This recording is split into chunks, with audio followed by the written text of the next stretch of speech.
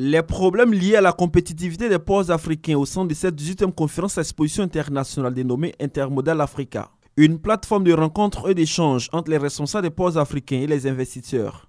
Investisseurs venus de plusieurs continents. Il s'agit de faire la promotion des activités des ports, dont celui d'Abidjan, ainsi que celle des infrastructures, de la logistique et du transport maritime. Un networking, il s'agit de créer un réseautage de relationnel pour pouvoir à un moment donné savoir dans chaque port ce qui est en cours. Les ports ont ceci de commun qu'ils reçoivent tous des bateaux, donc c'est bon de savoir quand le bateau part de chez vous où il peut aller. Et en réalité, par rapport aux ranches de concurrence, les pays en Litherland, qu'est-ce qui se fait ailleurs? Ça permet d'être dans la veille concurrentielle, même si pour la concurrence, c'est de faire en sorte que les économies puissent être approvisionnées et les exportations assurées. Les responsables en charge de l'organisation de l'événement expliquent le choix d'Abidjan par le niveau d'investissement du port autonome d'Abidjan, qui est devenu une plaque tournante dans le transport maritime sous-régional. The purpose of the event is to promote trade in the region. First and foremost, pouvoir faciliter les transactions de business entre les entreprises locales et les entreprises internationales.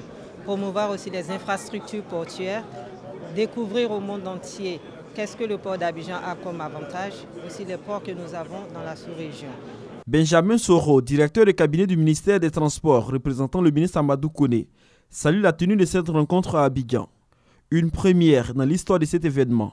Que la Côte d'Ivoire apparaît comme un précurseur en matière de partenariat gagnant-gagnant qui repose, si besoin en était, sur le respect des engagements de chacune des parties prenantes.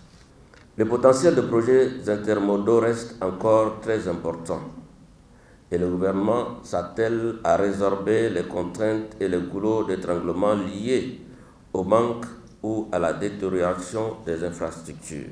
Avant la tenue de cette rencontre, une délégation des acteurs portuaires a été reçue par le ministre des Transports, Amadou Koné, qui a souhaité que la question de la sécurité maritime soit prise en compte au cours de ces 3 jours de travaux.